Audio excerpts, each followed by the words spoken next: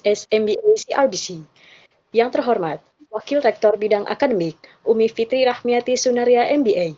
Wakil Rektor Bidang Administrasi, Dr. Irfan Iswandi SEMT, Dekan Fakultas Syariah, Dr. Siti Ngainur Rahmah SSI MA, PLT Ketua Program Studi Hukum Tata Negara, Ustadz Muhammad Isa Ashrafuddin SH MSOS, PLT Ketua Program Studi Hukum Ekonomi Syariah, Ustadz Agus Rojak Samsudin SAG MH, para dosen pembimbing lapangan, dan mahasiswa-mahasiswi calon peserta praktik pengalaman lapangan 2025 yang berbahagia. Alhamdulillah, puji syukur kehadirat Allah Subhanahu wa Ta'ala yang telah memberikan kita nikmat sehat dan kasih sayangnya, sehingga kita masih diberikan kesempatan untuk menghadiri acara pembekalan praktik pengalaman lapangan tahun 2025 secara daring pada malam hari ini. Salawat serta salam semoga selalu tercurahkan kepada baginda Nabi Muhammad SAW beserta para sahabat dan pengikutnya. Saya Trimustika Dewanti yang akan memandu jalannya acara kita pada malam hari ini. Hadirin, telah pun disusun atur cara sebagai berikut. Pertama, pembukaan. Kedua, pembekalan praktik pengalaman lapangan. Ketiga, sesi tanya jawab dan diskusi. Keempat, closing statement dari Dekan Fakultas Syariah. Kelima, sesi dokumentasi. Keenam, penutup. Memasuki atur cara yang pertama, pembukaan. Mari kita mulakan acara pembekalan praktik pengalaman lapangan tahun 2025 pada malam hari ini dengan berbasmalah. Bismillahirrahmanirrahim. Nah, setelah pembekalan praktik pengalaman lapangan, pembekalan pertama akan disampaikan oleh PLT Ketua Program Studi Hukum Tata Negara kepada yang terhormat Ustadz Muhammad Isa Ashrafuddin SH MSOS. Disilakan. Baik, terima kasih. Bismillahirrahmanirrahim. Assalamualaikum. Merdeka. Waalaikumsalam.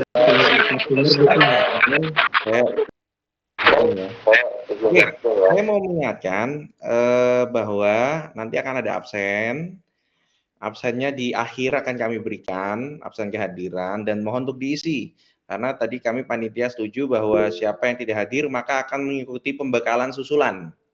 Pembekalan susulan akan dilaksanakan sesegera mungkin. Intinya orang yang belum mengikuti itu harus mengikuti pembekalan. Jadi pembekalan ini ya sebagai pesan. Sebenarnya sudah selalu diingatkan ya, tapi tetap ini adalah pembekalannya resmi, didokumentasikan untuk menjadi perhatian kita semua.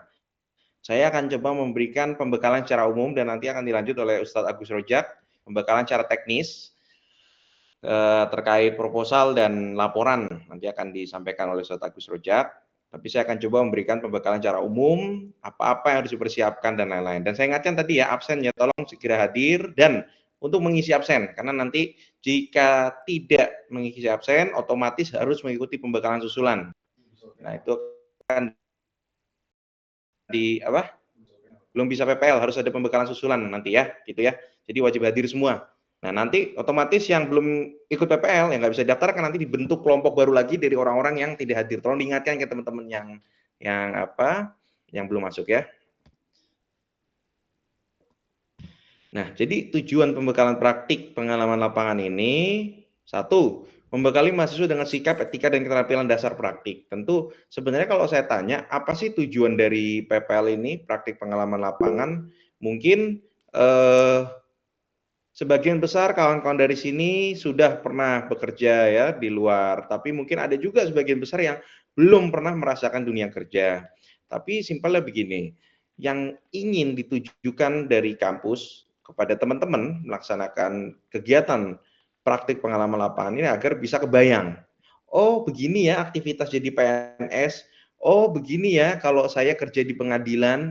Oh, seperti ini ya kalau saya di lembaga bantuan hukum. Oh, seperti ini ya kalau saya di KUA. Jadi Anda bisa kebayang dan bagaimana dunia kerja ini khususnya untuk teman-teman yang muda ya bisa melihat oh seperti ini gitu ya. Dan Anda bisa coba langsung praktik. Budayanya bagaimana, sifatnya bagaimana, Anda bisa mempelajari. Anda mau observasi sebenarnya.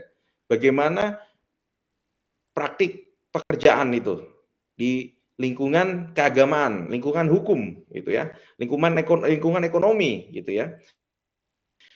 Lalu tentu di dalam pelaksanaan ini kita harus menjaga sikap, etika, dan keterampilan dasar praktik. Bicara soal sikap dan etika, tidak hanya kita ketika praktek kerja lapangan, kita pun di kantor, di pekerjaan pasti kita akan menjaga etika kita kan kepada atasan kita, kepada rekan kita. Nah, ini harus Anda jaga. Jadi maksud saya yang bercandanya nanti ya boleh ketika lagi di warung lagi makan siang, tapi kalau lagi di tempat PPL ya tentu harus jaim, harus jaga image gitu kita ya, menunjukkan bahwa Yaya Aziz ini adalah kampus yang mengedepankan sikap dan etika. Mereka merdeka, misalnya kalau mau kayak gitu ya monggo silahkan gitu ya, tapi tetap tidak terlalu frontal ya, tapi tetap kita menjaga etika dan sikap pada umumnya. Lalu memberikan pemahaman teknis pelaksanaan PPL. Tentu kalau saya tanya misalnya sekarang, misalnya saya tanya ke teman-teman, Mas Mulki, coba Mas Mulki jawab pertanyaan saya. Di PPL itu kamu bakal ngapain, Mas Mulki? Mas Mulki PPL pertama di mana, Mas Mulki? Mas Ya, Mulki? iya Mas. Ya, PPL pertama di mana? Saya di Lembaga Bantuan Hukum, Nah loh, LBH. ngapain kira-kira di lembaga bantuan hukum? Mungkin bantu kerjaan sana mungkin Mas, ngedampingin Ya pengacara. itu mah basic. Ya oke. Nah, itu maksud saya, Anda ini pasti belum nangkep. Kira-kira nanti saya di LBH ngapain? Saya di LKS ngapain? Saya di PN atau PA ngapain? Di KUA ngapain?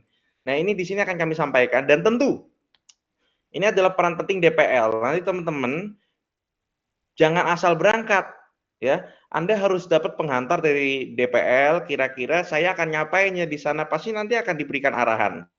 Anda mengisi ini, melakukan ini, observasi ini. Jadi jangan sekonyong-konyong menggugurkan kewajiban, oh yang penting saya PPL selesai gitu. Nah, ini nanti peran penting dari DPL juga mengarahkan teman-teman melakukan kegiatan ini apa gitu ya. Menyiapkan mental dan disiplin kerja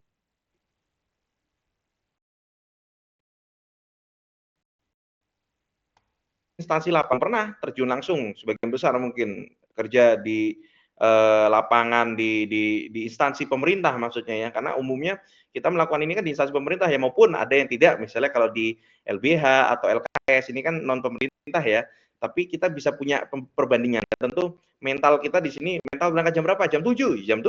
Yang jadi gini teman-teman, jangan gini. Saya sering menemukan begini. Karyawan PNS misalnya berangkatnya jam 7 nih, nyampe jam 7. Tapi teman-teman sebagai yang magang atau istilahnya PPL malah datang jam 8. Itu kurang etik juga, kurang beretika juga, kurang etis kalau saya lihat ya. Jadi saya harap teman-teman bisa menyamakan jam berangkat kerjanya seperti tapi nanti seperti karyawan pada umumnya di lokasi itu ya. Tapi tetap nanti bagaimana ketetapan dari pihak penanggung jawab di lokasi ya, tetap nanti baiknya bagaimana kalau ternyata memang beliau mintanya Anda datang jam 8 ya nggak apa-apa jam 8. Tapi maksud saya tolong itu ditanyakan kepada tuan rumahnya. Jadi jangan sekonyong-konyong gitu. Dan kalau udah komitmen misal jam 8 ya semuanya datang, jangan telat. Nanti malu-maluin gitu ya. Lokasi PPL. Nah, kalau hukum tata negara ini saya tekankan lagi ya, itu ada di pengadilan agama atau pengadilan negeri. Salah satu dari PN atau PN dan KUA atau LBH. Jadi jangan Anda di KUA dan LBH nggak bisa, tapi Anda harus bisa misalnya di PA atau di KUA, atau di PN dan di KUA, atau di PA dan LBH misalnya gitu. Jadi harus salah satu, dan ini asik teman-teman, maksud saya ini saling bersinggungan. Bila pengadilan agama bicara soal agama, otomatis enaknya di temennya itu ya di KUA. Ya kan, ini selaras ya, Anda jadi paham. Dan bila Anda di LBH, kalau bisa temennya ya PN, karena kan ya kasus-kasus yang dilaksanakan LBH itu kalau nggak narkotika, itu kan ya paling pasti di PN kan gitu. Nah, jadi ini Anda bisa dapat, kalau Anda bisa melaksanakan di PN dan LBH, Anda bisa dapat dua sudut pandang praktik pengalaman lapangan. Ketika Anda di sisi pemerintah, bisa melihat dari sisi hakim gitu ya. Nah, lalu Anda juga di LBH, itu Anda bisa melihat dari sisi pengacaranya. Itu asik itu teman-teman. Lokasi PPL kalau program studi hukum ekonomi syariah bisa di KUA ada 3 ya, kalau di HTN 2 dengan pilihan demikian tadi. Nah, kalau di di HES ya, ada 3 di KUA, Pengadilan Agama, dan LKS gitu ya. Nah, tentu ini satu paket Anda bicara soal hukum ekonomi syariah. Nggak mungkin Anda tidak di LKS, karena ini justru tempat yang menarik untuk Anda dalami gitu ya. Prakteknya, teori-teori Anda yang Anda dapatkan di kampus gitu ya, Anda bisa tanyakan di sini, di LKS gitu. Jadi pesan saya, PPL itu bukan hanya sekedar Anda mengurus kewajiban dengan mengerjakan hal administratif di lapangan, tapi Anda bisa bertanya juga, Anda bisa sharing dengan karyawan di situ. Oh, kalau di sini tuh gajinya berapa? Misalnya kasarannya gitu, maupun tidak etis. Maksud saya, oh Anda bisa dapat pembanding. Ketika nanti Anda lulus, Anda bisa, oh kira-kira kalau kerja di sini penghasilannya kira-kira segini. Biaya makannya berapa kalau di sini? Begitu. Sistem kerjanya bagaimana? Liburnya bagaimana? Anda bisa mensurvei itu semua sebelum Anda mulai mumpung masih ada waktu ketika Anda jadi mahasiswa, Anda bisa survei nih, oh kalau di sini penghasilannya segini. Ini waktu Anda untuk mengobservasi, makanya istilah saya PPL-nya adalah momen cantik untuk Anda observasi gitu.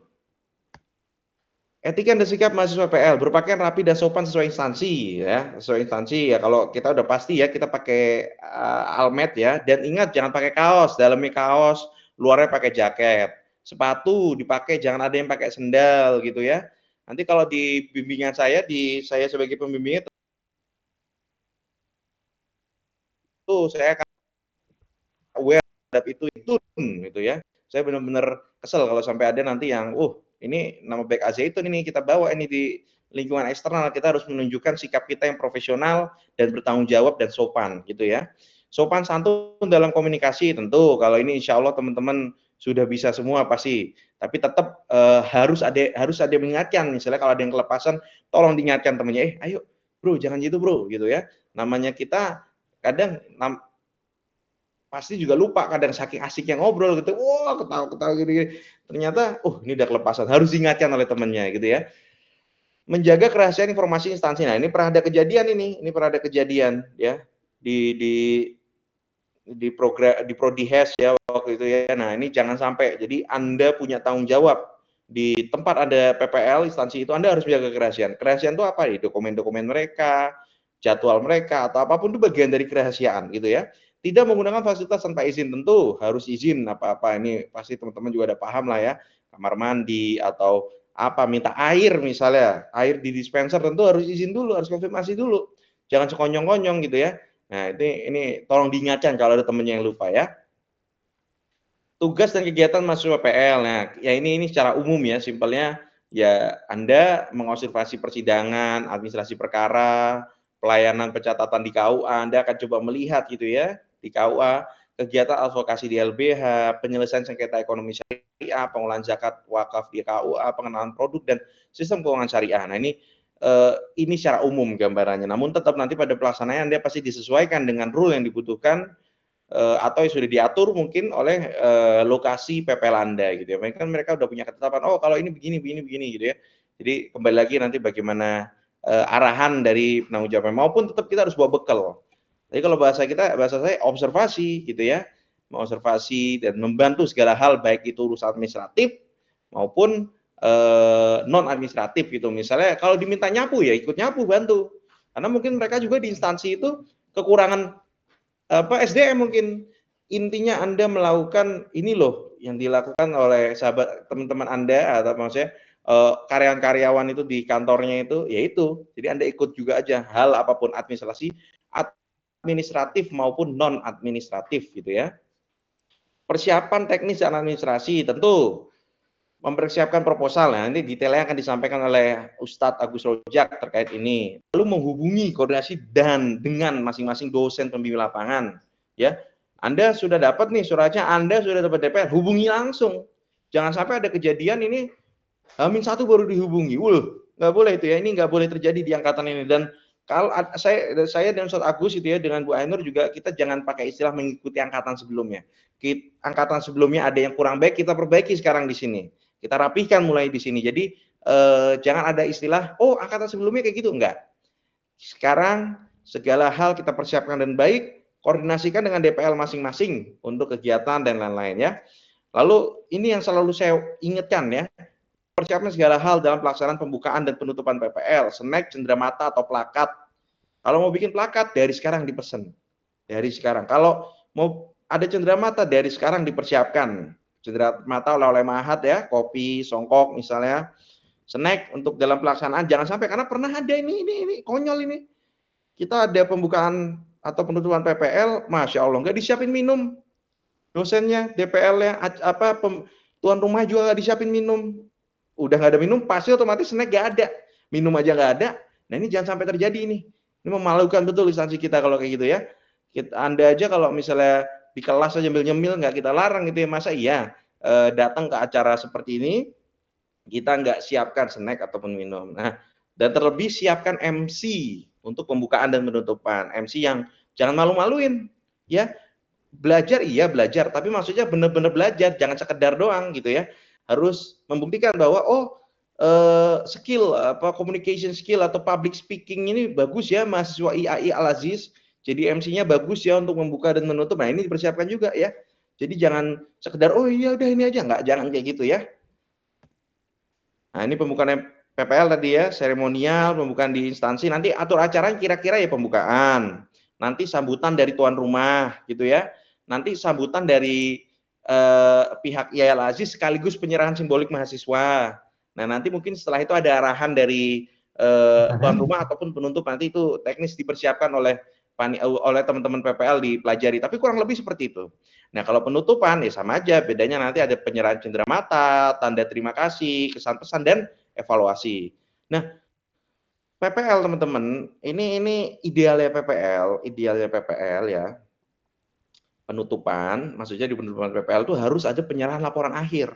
Jadi, laporan akhir itu harus sudah jadi ketika penutupan PPL. Kenapa? Ini udah terjadi teman-teman. Kemarin ada nih di sini di KUA sini ya. Kita penutupan PPL sampai sekarang apa laporannya belum. Akhirnya apa? Karena pihak KUA itu juga pengen punya laporannya, karena begini katanya, loh saya juga harus punya laporannya Pak, jangan sampai kita nggak punya laporan nanti ternyata ngomong aneh-aneh di laporan gimana gitu. Jadi ini terjadi di beberapa lokasi teman-teman, tidak hanya di KUA, di pengadilan juga gitu. Jadi mereka meminta untuk laporan PPL ada, maupun akhirnya nggak ada nih, malah kabur akhirnya, malu-maluin. Jadi tentu diusahakan ya, dan harus kalau bisa laporan PPL ada ketika penutupan. Jadi satu diberikan ke pihak kampus, satu diberikan ke pihak instansi. Karena mereka itu juga sebagai bukti laporan kerja mereka bahwa ada pihak dari Al Aziz ikut PPL, ini laporannya. Jadi jangan sampai tidak ada laporannya gitu ya. Dan biasanya mungkin ada evaluasi dari DPL maupun dari pihak instansi terkait gitu ya. Pesan saya tentu jaga nama baik alma mater. Tolong ini saya minta tolong, saya yakin semuanya pasti menjaga, tapi kadang ada yang lupa. Tolong diingatkan ya, tolong diingatkan ya. Lalu PPL adalah tahap menuju dunia profesional tadi. Anda bisa mengobservasi kalau saya jadi hakim itu mobilnya apa ya? Oh, Innova. Kalau saya jadi apa namanya itu panitra mobilnya apa ya?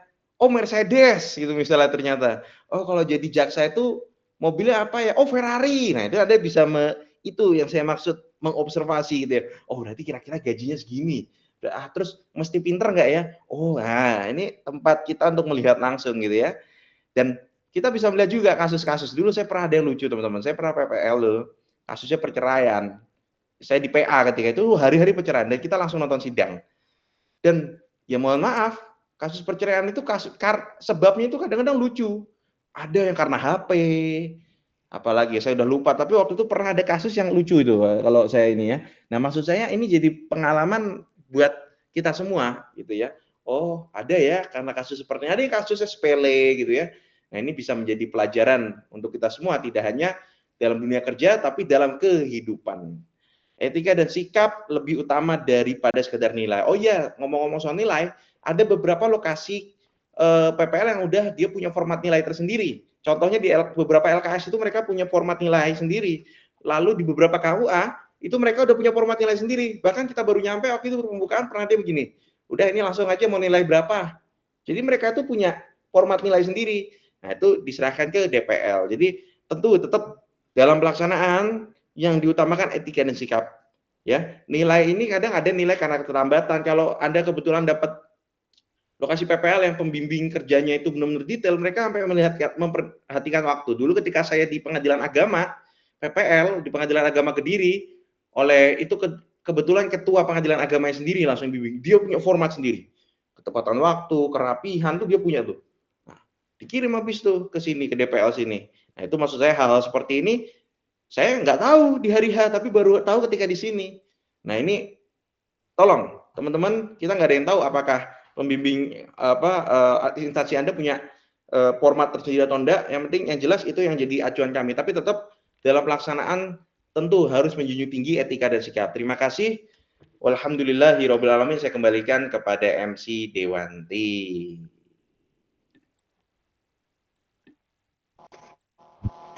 Baik, selanjutnya pembekalan kedua akan disampaikan oleh PLT Ketua Program Studi Hukum Ekonomi Syariah kepada yang terhormat Ustadz Agus Rojak Samsudin SAG MH. Disilakan.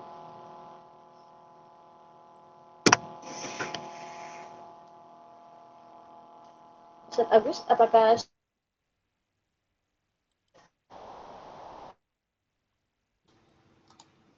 hadir? Ya, baik. Bismillahirrahmanirrahim. Assalamualaikum. Merdeka. Waalaikumsalam. Merdeka. Ya, alhamdulillah sehat semuanya ya. Alhamdulillah sehat. Ya. Ini siapkan energinya, siapkan fisiknya ya. Jadi setelah semester ini kita tidak berlibur nih ya ini. Berliburnya di tempat PPL, tetap kita belajar, tetap kita menimba ilmu, kita menggali pengalaman yang real ya. Jadi kalau selama ini kita banyak bergulat dengan teori, sekarang kita langsung secara real kita menggali pengalaman langsung di beberapa dunia kerja ya, peluang kerja kita. Nah ini ada tadi sudah disampaikan oleh Pak Isa ya, beberapa potensi untuk HTN dan untuk HES dan berkait dengan juga profil keilmuan ya. Jadi kalau tadi disampaikan untuk HTN, PPL-nya di PN ya, di KUA dan di LBH, kemudian untuk HES di KUA dan PA termasuk juga di LKS itu tidak lepas dari keilmuan ya. Jadi keilmuan kita itu kan ada di tingkat fakultas. Itu ada juga untuk keilmuan di tingkat prodi ya. Nah, maka dalam hal ini berdasarkan ketetapan dari pedoman PPL kita bahwasanya setiap kegiatan itu harus memenuhi perencanaan ya, kemudian pelaksanaan, kemudian juga evaluasi. Nah, ada bagian pertama yang harus kita lakukan untuk mengemas sebuah kegiatan itu adalah perencanaan. Bagian dari kesiapan kita dalam sebuah perencanaan itu adalah dengan membuat proposal. Ya, karena itu pada kesempatan ini saya ingin memberikan satu gambaran bagaimana mempersiapkan kegiatan PPL ini. Ya, kita awali dengan membuat sebuah kegiatan, sebuah proposal ya, proposal kegiatan. Jadi nanti mekanismenya tadi sudah disampaikan oleh Pak Isa selintas bahwasanya kegiatan PPL ini tidak bisa berlangsung tanpa ada sebuah perencanaan dan perencanaan ini tertuang dalam proposal. Proposal ini mekanismenya nanti prosedurnya itu harus dibuat terlebih dahulu. Dibuat kemudian nanti disampaikan kepada DPL ya, DPL. Nah, ini sudah kita susun seperti ini. Dan nanti mengatur DPL, kemudian kaprodinya, dan dekan ya, seperti itu. Tidak usah risau, ini proposal ini kalau saya presentasikan ya 90-80% sudah jadi ya. Baik itu untuk pengadilan agama atau untuk KUA, nanti tinggal memberikan beberapa penyesuaian saja. Contoh misalnya untuk menyamakan persepsi ya, saya coba untuk KUA yang sama ya. Nah ini untuk KUA contoh sini. Nah, ini untuk secara garis besar strukturnya itu nanti proposal itu dilakukan dengan pendahuluan. Ini pendahuluannya sudah dibuat contoh misalnya di sini disampaikan terkait dengan pendahuluan ini disampaikan visi misi ya agar selaras dengan visi misi prodi, visi misi dari fakultas ini kita sudah masukkan dan juga kita sudah siapkan juga ini untuk disesuaikan untuk ini HTN ini sedikit berbeda tentunya sudah ada beberapa penyesuaian tetapi visi misinya nih sudah disesuaikan dengan ini prodi HTN Tata Negara Siasah ya disesuaikan. Nah ini untuk HES juga sudah disesuaikan. Kemudian juga selanjutnya juga ini dikaitkan dengan beberapa regulasi. Sebetulnya regulasi ini sama ya baik HTN ataupun HES yaitu kenapa harus ada PPL di KUA sih gitu ya. Itu kita masukkan di sini. Jadi secara empiris karena berbagai studi menunjukkan bahwasanya keterlibatan mahasiswa nah ini dalam praktek lapangan secara signifikan memberikan employability ya kepuasan kerja lulusan. Kenapa? Karena di sinilah kita akan coba merancang ya. Kita akan coba menjadi punya kelayakan. Kita layak nggak sih berpunya profesi di bidang hukum, terutama misalnya di pengadilan agama atau di pengadilan negeri atau boleh juga dalam pelayanan di terkait dengan hukum perdata ya atau dari sebagai panitera, sebagai advokat, sebagai nanti di LKS ya sebagai dewan syariah atau lain sebagainya. Ini kita akan dapat pengalaman dari situ. Kemudian itu akan menjadi sebuah implikasi dari keberhasilan pendidikan yang ada di kampus IAI itu. Kenapa? Karena banyak lulusannya yang terserap di dunia kerja sesuai dengan kompetensinya. Ya, sesuai dengan kompetensinya. Dan itu maka KUA, kenapa harus KUA? Karena KUA ini memang KUA ini kan secara keilmuan lekat dengan keperdataan, hukum perdata ya, terutama hukum perdata Islam. Nah, hukum perdata Islam ini tidak saja menjadi salah satu keunggulan dari hukum ekonomi syariat, juga HTN. Ya, HTN itu harus mutlak memahami, mutlak mengetahui, bahkan mutlak menguasai tentang keperdataan Islam. Yaitu diantaranya tentang pernikahan, tentang kewarisan. Ini harus ini. Terutama nanti ini akan berlanjut juga ketika itu berlanjut misalnya ada sengketa. Nah, sengketa ini kan nanti akan dilakukan di ini. Ya, ditangani di PA mungkin. Di pengadilan agama. Otomatis nanti ini ada keterkaitan kenapa kita harus PPL di PA gitu ya. Nah, ini ada korelasi di situ. Kemudian ini PPL mahasiswa ya. Setelah itu, maka dari itu juga di sini terkait dengan hukum tata negara ya. Kenapa hukum tata negara itu harus PPL di KUA? Itu di KUA. Ini berkait dengan adanya, misalnya di sini kita sampaikan ini berdasarkan peraturan Menteri Agama PMA nomor 24 tahun 2024, KUA memiliki berbagai fungsi penting diantaranya meliputi pelayanan, pengawasan pencatatan pernikahan, pelaporan nikah dan rujuk serta pelayanan bimbingan zakat dan wakaf. Fungsi-fungsi ini memiliki berkaitan erat dengan bidang kajian hukum tata negara, khususnya dalam aspek administrasi pemerintahan, pelayanan publik, dan implementasi peraturan perundang-undangan di tingkat lokal, serta hak-hak sipil warga negara.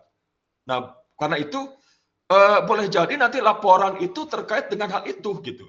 Jadi tidak laporan itu nanti yang dibuat tidak sifatnya tidak seperti kita bercerita melakukan sebuah menyampaikan sebuah kronologi.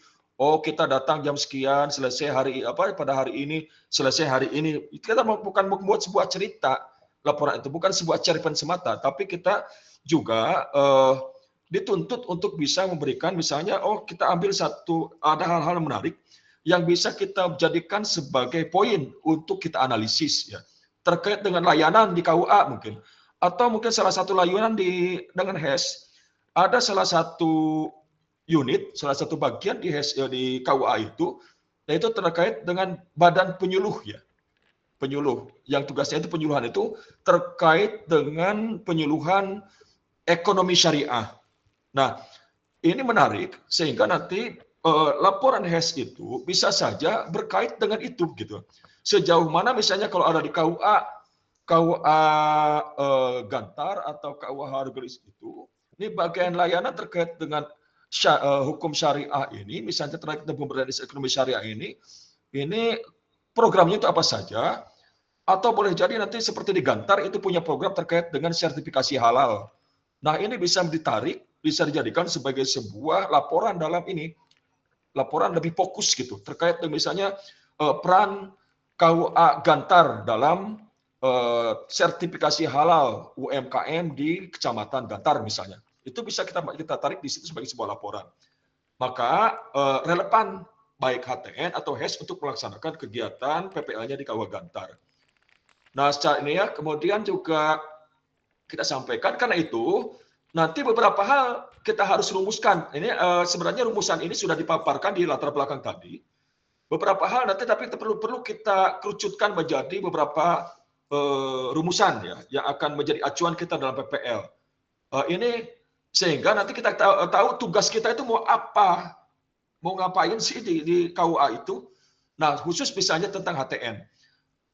Jadi HTN itu bagaimana implementasi tugas fungsi kantor urusan agama Kecamatan Haurgelis misalnya sebagai bagian dari sistem administrasi pemerintahan di bidang keagamaan. Nah, ini kan relevan ya, relevan dengan HTN. Atau mungkin kalau di HES, bagaimana HES ini? Bagaimana implementasi tugas fungsi kantor urusan agama Haurgelis dalam pelayanan pencatatan pernikahan bidang keluarga, ya bidang keluarga ini HTN. Atau bagaimana relevansi aplikasi konsep hukum ekonomi syariah dalam praktek layanan KUA Kecamatan Haurgelis. Nah, ini ada satu tawaran kemarin ada teman kita, rekan kita yang mencoba mengajukan kegiatannya di KUA Subang ya. Ini anak HES ini. Jadi ketika di sana itu ditawarkan, dia diberikan panggung bahkan, ya silakan Anda di sini melakukan PPL, tapi diharapkan dia punya peran. Perannya apa? Perannya itu untuk memberikan edukasi kepada calon pengantin terkait dengan apa? Terkait dengan bidang keilmuan HES terutama dalam manajemen keuangan keluarga gitu. Nah, ini bagus ini. Berarti boleh jadi ini menjadi satu peluang kita untuk bisa berkontribusi ya kepada KUA di situ, juga kepada masyarakat. Maka ini bisa menjadi satu pintu untuk kerjasama yang lebih spesifik. Dan boleh jadi juga nanti didapatkan untuk tata negara juga bisa ya. Kemudian yang ketiga, bagaimana potensi kontribusi mahasiswa program studi hukum syariah dalam meningkatkan literasi, edukasi, nah calon pengantin seperti tadi itu. Itu untuk HES. HTN apa yang ketiga? Misalnya bagaimana kontribusi mahasiswa HTN tata negara dalam menganalisis efektivitas kebijakan, prosedur layanan, akuntabilitas KUA Kecamatan Haurgelis. Boleh seperti itu ya. Kemudian tujuannya, tujuannya ada berapa? Ini harus dipahami bersama supaya nanti kita melangkah di sana tadi ya, punya alur, punya tujuan yang jelas. Satu, tujuan umumnya diharapkan ini nanti mahasiswa baik HTN atau HES itu punya wawasan empiris untuk mengembangkan teori. Ya. Jadi secara teori bagaimana kita di kelas sudah berpikir munakahat, ya, atau boleh jadi nanti terkait dengan hukum tata negara, berkait dengan itu kebijakan publik dan sebagainya. Nah, secara teori sudah ada, nanti kita kaitkan secara empirik di lapangan seperti apa untuk meningkatkan keterampilan praktis dalam dinamika hukum tata negara, administrasi pemerintahan di lembaga publik. Ini untuk HTN ya. Untuk HES apa untuk HES? Untuk HES bisa di sini keterampilan praktis dalam dinamika hukum keluarga dan aspek muamalah yang sesuai dengan syariat Islam. Nah, itu tinggal ikuti saja ya. Kalau mau dikembangkan boleh silakan. Kemudian diharapkan mampu meningkatkan kompetensi, kemampuan, profesionalisme personal dan sosial dalam rangka menunjang tercapainya tujuan pendidikan sarjana di Fakultas Syariah Institut Agama Islam Al-Zaitun Indonesia. Nah, ini dari sini nanti kita bisa menjadi acuan nih, ya bisa menjadi acuan untuk ternyata setelah PPL ini ada yang stakeholder yang merasa puas ya. Mahasiswa kenapa? Mahasiswanya itu punya kompetensi seperti tadi misalnya ada tantangan yang ada di Subang itu, ternyata mahasiswa bisa menunjukkan kompetensinya, mampu memberikan edukasi yang baik terkait dengan manajemen keuangan keluarga gitu. Boleh jadi ini akan berkelanjutan untuk mahasiswanya tersebut, ya. Ini menjadi sebuah catatan, gitu ya, sehingga dia akan punya jaringan kerja nanti untuk kedepannya itu. Nah, ini juga akan berimplikasi terhadap apa? Ini tercapainya tujuan pendidikan sarjana di Fakultas Syariah. Oh, banyak yang terserap di dunia kerja, ya. Kemudian yang selanjutnya tujuan khusus, mahasiswa mampu mengetahui, mengenal tugas, wewenang, kepala, struktur ini KUA, ya. Atau nanti kalau di PA ya PA, kalau di LKS ya LKS gitu. Maka ini menjadi yang poin 6 ini menjadi acuan kita dalam melakukan PPL. Ini wajib ya. Kalaupun mau dikembangkan lebih spesifik silakan. Itu. Satu, memahami. Jadi kalau sekarang apa?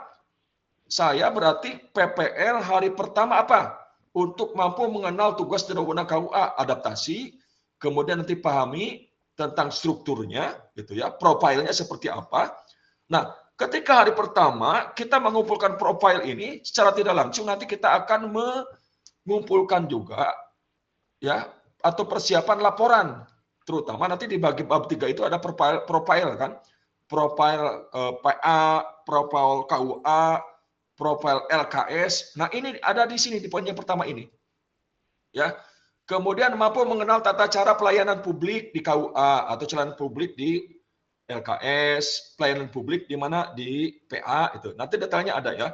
Kemudian mahasiswa mampu menganalisis permasalahan yang dihadapi. Nah, tadi itu. Oh, ternyata dalam sisi pelayanan berdasarkan regulasi yang ada, misalnya, oh ini ada problem, ada masalah seperti ini. Nah, ini bisa menjadi sebuah poin yang nanti akan coba kita bahas, kita analisis dalam laporan kita gitu. Sehingga nanti laporan itu bisa memberikan dampak. Dampak untuk siapa? Ya, untuk mahasiswa itu sendiri. Boleh jadi kita memberikan sebuah rekomendasi untuk tempat kita PPL.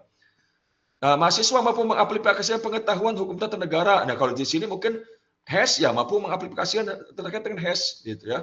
Contoh HES nanti pengetahuan hukum ekonomi syariah dalam memberikan edukasi bimbingan kepada calon pengantin, perencanaan pengelolaan keuangan keluarga gitu ya. Nah, ini HTN juga sama seperti itu. Nah, itu ya manfaatnya. Nah, manfaat tadi pasti manfaat ini harus dicantumkan dalam dalam proposal itu ada manfaat untuk mahasiswanya apa, mahasiswa punya pengalaman praktis, nanti untuk pemahaman komprehensif mengenai implementasi hukum tata negara atau hukum ekonomi syariah, pemahaman tentang administrasi pemerintahan dan sebagainya ya, di KUA, di PA, di LKS gitu ya.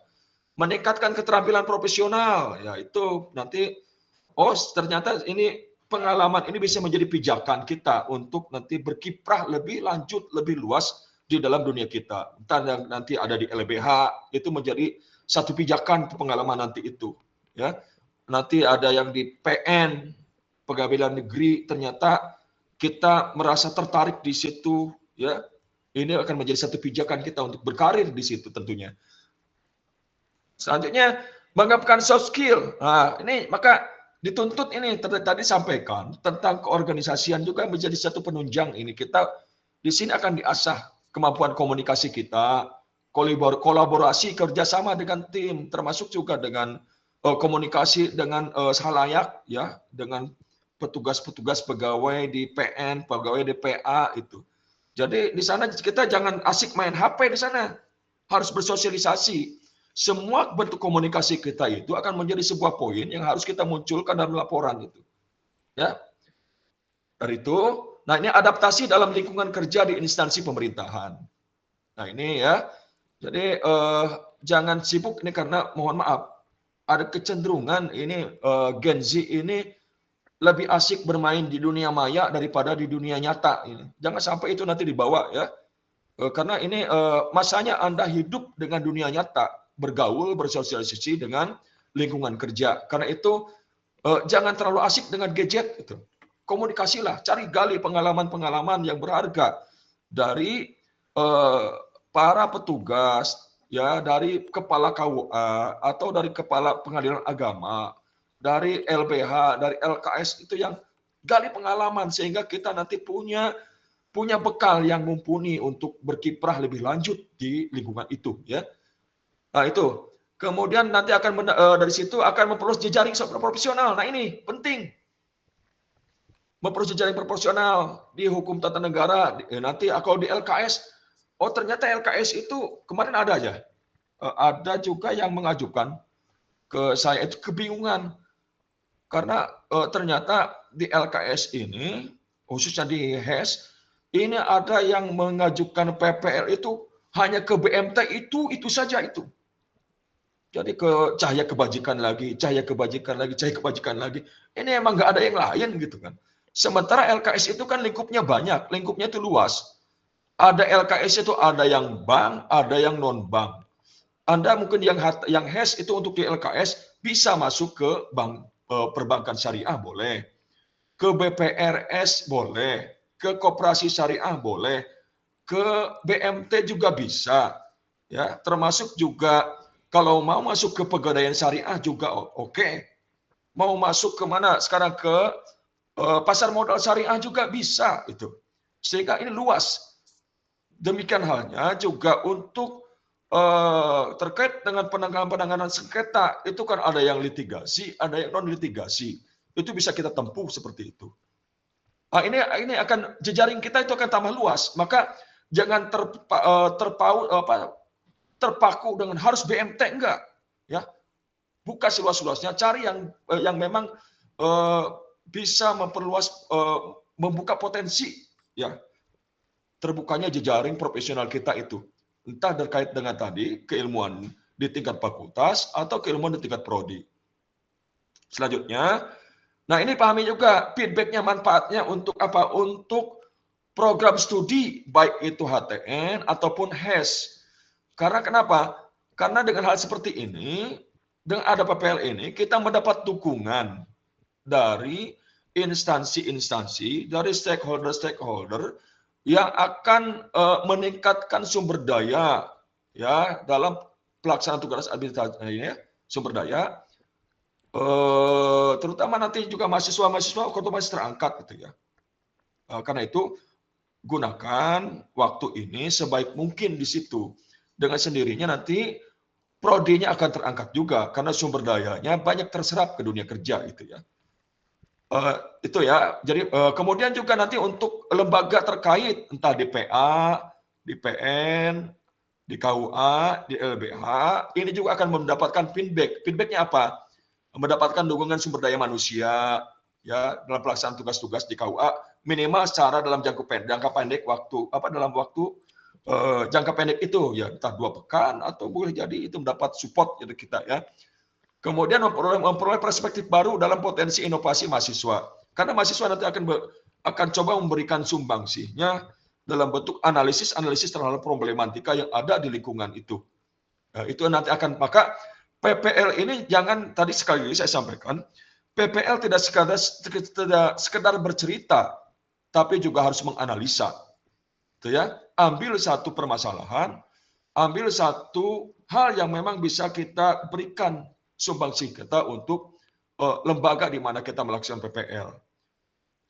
Kemudian membantu meningkatkan pemahaman masyarakat. Nah, seperti tadi di HES ada dilibatkan, misalnya ada peluang dilibatkan dalam edukasi terkait dengan manajemen keuangan keluarga ya. Itu bisa. Kemudian dari masyarakat juga ada kontribusi yang bisa diberikan. Masyarakat nanti akan dapat ya mendapatkan pengembangan dari keilmuan kita itu dalam bentuk laporan-laporan itu. Boleh jadi nanti laporan-laporan ini bisa kita publikasikan ya, publikasikan melalui jurnal-jurnal, boleh jadi seperti itu. Lanjut ya. Kemudian lingkupnya. Nah, lingkup kegiatan kita, ini contoh kalau di KUA, lokasinya itu di PPL. PPL-nya mana? KUA-nya KUA Gantar, Haurgelis, Jawa Barat misalnya.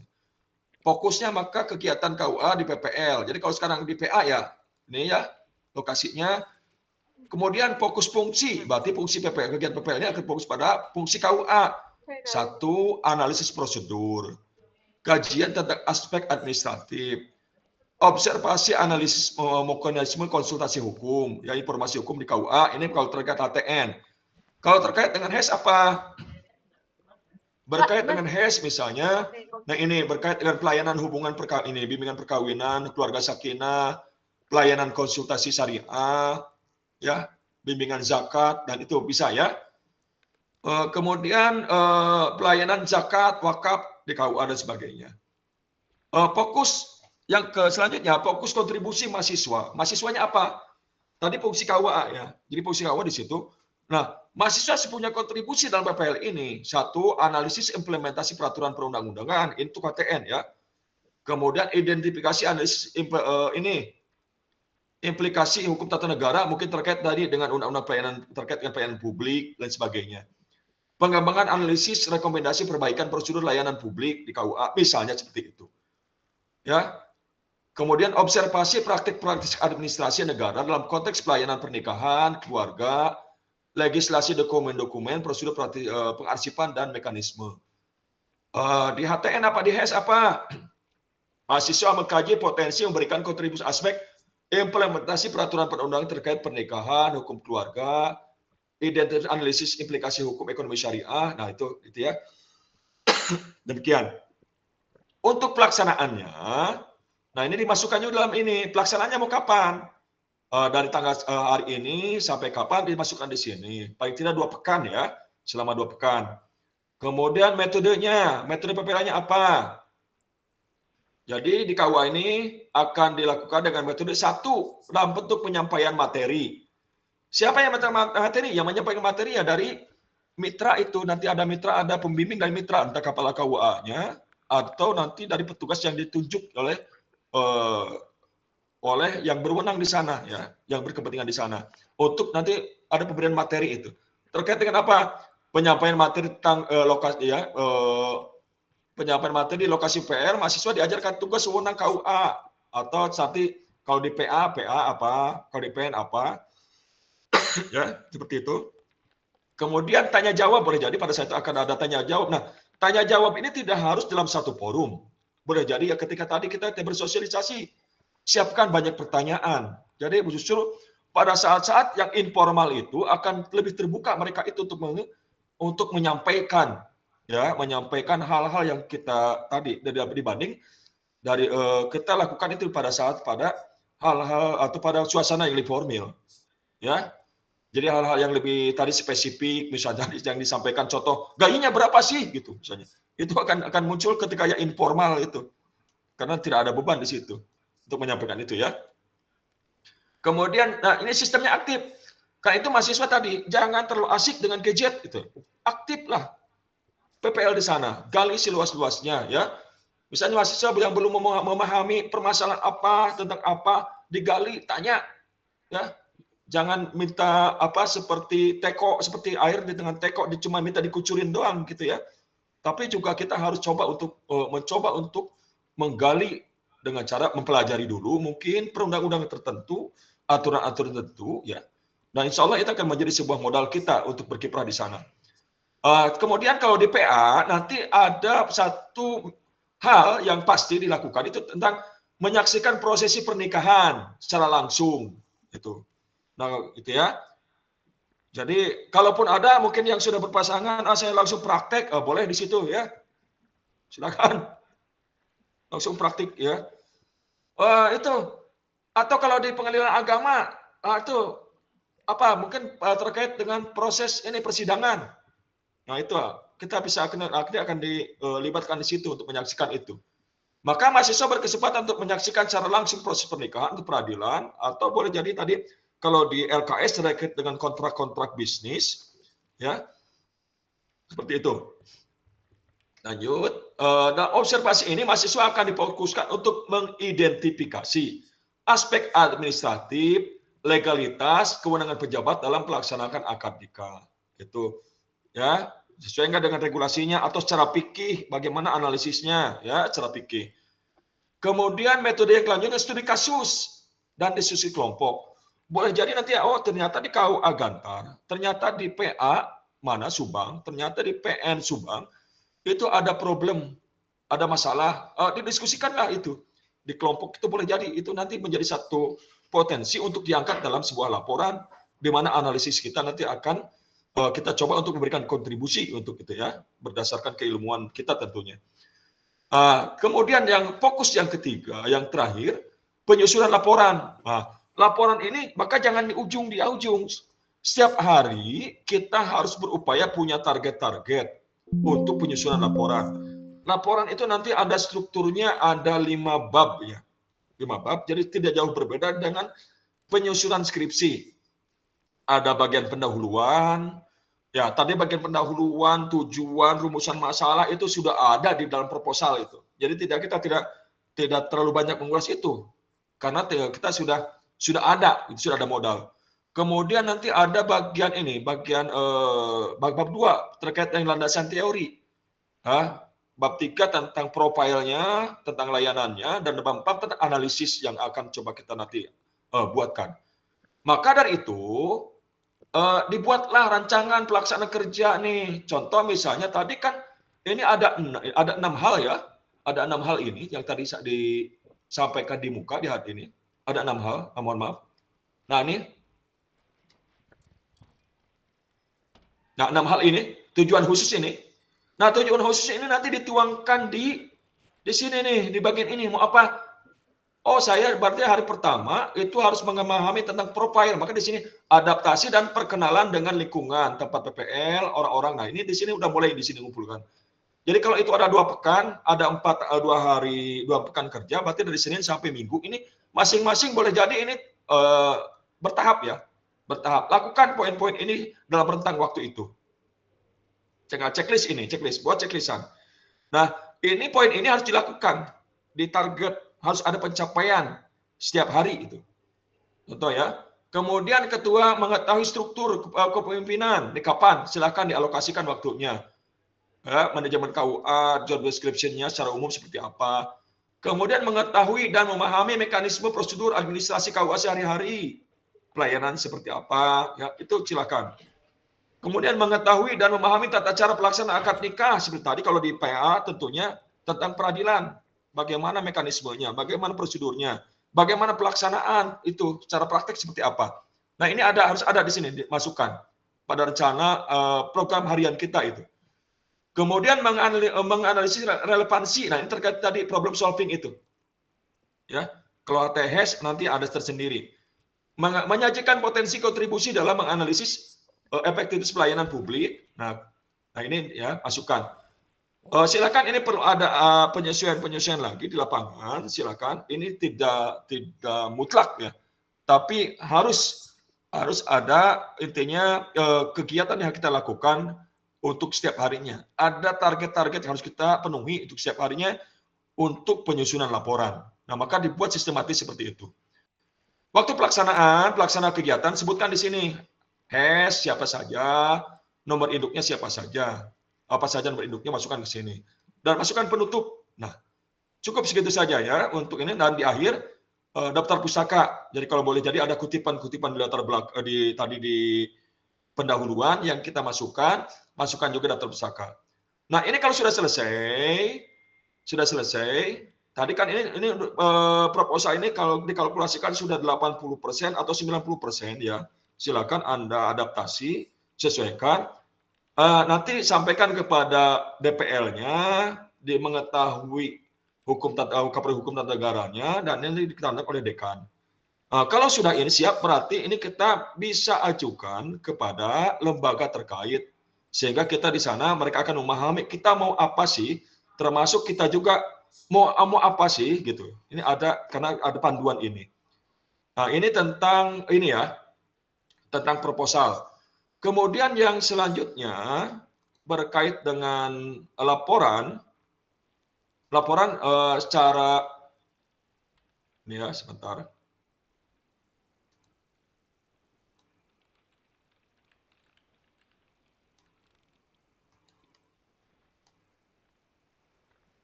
Nah, ini untuk laporan ya.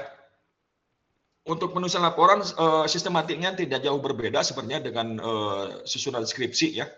Jadi kita bisa lihat nanti dari sisi format penulisan itu bisa merujuk pada format penulisan yang ada deskripsi IAI Al-Aziz itu ya. Misalnya marginnya berapa sih, margin kanan kiri, kemudian cara fontnya apa gitu. Itu lihat aja nanti pedoman di situ.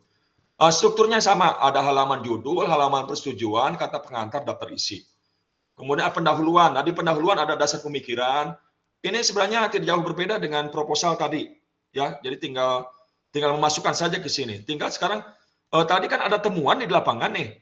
Contoh misalnya kalau ada temuan berkait dengan tata kelola, dengan pelayanan, masukkanlah di situ. Misalnya kalau sekarang mau mengangkat berkait dengan pelayanan publik, ya ada peraturan Menteri Agama untuk KUA misalnya, masukkan di sini.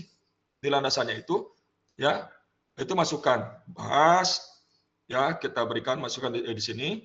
Kemudian nanti secara detailnya nanti saya berikan ya, detailnya ini garis besar saja. Kemudian dalam bab 3 nanti masukkan pelaksana praktik, profil, nanti profil lembaganya seperti apa, pelaksanaannya. Pelaksanaannya di sini, yang pelaksanaan PPL-nya di sini. Permasalahan di lapangan seperti apa, masukkan, ya temuannya seperti apa. Kemudian nanti pembahasan analisis. Tadi kan ada masalah ya, di analisis. Temuan itu berdasarkan keilmuan masing-masing. Kalau dengan HTN, silahkan ya, mungkin lebih memahami tentang hal itu berdasarkan teori-teori yang pelajari tadi di kelas, di apa ya. Atau HES mungkin berkait dengan permasalahan apa, silahkan masukkan di sini. Ini kesimpulan dan saran-saran. Nah, ini secara ini lampirkan. 1, presensi kehadiran, kegiatan harian PPL. Nah, foto-foto kegiatan harus ada lampiran ini. Ada hal yang menarik. Kemarin ini ada yang baru laporan di HES ini, padahal PPL-nya itu sudah lama. PPL-nya itu sudah bulan Oktober tahun lalu. Jadi kalau hitung-hitung Oktober tahun lalu dengan sekarang itu sudah 9 bulan tuh laporan nggak digarap apapun, nggak diotak-atik gitu. Pada akhirnya ketika laporan kemarin itu terkesan laporannya ini hanya mengambil dari laporan yang sudah ada. Nah, ini jangan sampai seperti itu. Karena saya tahu kenapa? Karena ada beberapa yang lupa dia berubah, belum dirubah. Tanggal, bulan, itu masih ada yang bulan yang lama itu. Sehingga kita kembalikan lagi, ini termasuk juga dia tidak bisa memberikan laporan nih, presensinya nggak ada, kegiatannya nggak ada, foto-fotonya nggak ada. Padahal pada waktu pelaksanaan itu kita pastikan itu. Mungkin dia cari cepatnya aja gitu. Sehingga ini lampirannya nggak, tanpa ada lampiran. Nah, nanti jangan sampai. Maka setiap hari, momen-momen harian kita, entah sedang briefing, entah sedang melaksanakan hadir di pernikahan, di persidangan, semuanya dokumentasikan. Beri caption, ya, caption, termasuk juga presensi kehadiran. Maka dari itu nanti untuk lampiran ini juga perlu kiranya masing-masing kelompok ini juga memahami ya. Apa contoh nanti saya berikan ya. Saya berikan contohnya misalnya untuk format-format ya, format-format yang harus disiapkan untuk pelaksanaan PPL ini. Contoh ini ya. Nah ini untuk jadwal harian, masukkan nih. Jadwal harian, lembaga instansinya apa, mitranya siapa lembaganya, waktu ini masukkan, sini jenis kegiatannya apa sih? Oh pukul 007 misalnya saya kelompok kita hadir. Rapi-rapi ruangan misalnya kalau di ini. Jadi jangan di sana jangan berlaku seperti apa ya? Seperti orang asing, bergaullah mungkin. Menyatu dengan lingkungan di sana supaya kita bisa lebih menjiwai. Datang lebih awal, nggak apa-apa gitu. Datang. Ya. Silakan. Anda mungkin bisa lebih ini ya, lebih memahami nanti di lapangan seperti apa. Kalau contoh misalnya kemarin ada yang buat sesi bagus ya. Yang di KUA Gantar itu sampai datang itu jam 7, mereka beres-beres ruangan dengan OB yang di sana. Sampai seperti itu, kemudian mereka briefing pagi internal untuk merencanakan kegiatan hari itu apa saja, dan langsung jalan itu ikut briefing di KUA dan langsung ke lapangan atau melakukan kegiatan berbagi tugas lain. Dan ini semuanya terprogram di kegiatan itu untuk hari itu, jam 7 apa, jam 8 apa. Itu. Maka nah ini harus direncanakan ini sebelum kegiatan. Harus direncanakan. Itu ya. Maka nanti juga harus disiapkan nih kehadirannya, presensinya seperti ini. Nah, format ini nanti akan coba saya bagikan ya. kehadiran ini, dan penghadiran ini tadi seperti disampaikan oleh Pak Isa, itu diketahui oleh mitra kita ini, pembimbing mitra kita di sana, kepala KUA, jadi tahu mahasiswanya hadir siapa. Gitu.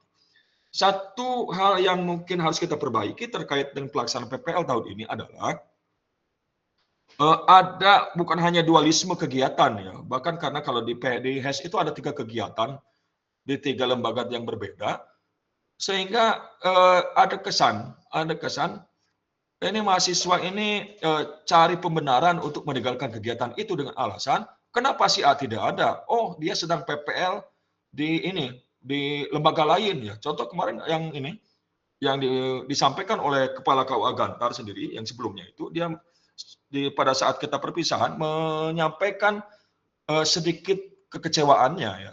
Tapi itu buat sebuah pukulan ya. Kenapa? Dia sampaikan ini ada PPL kok tidak seperti ada PPL katanya. Kenapa? Karena mahasiswa tidak pernah lengkap.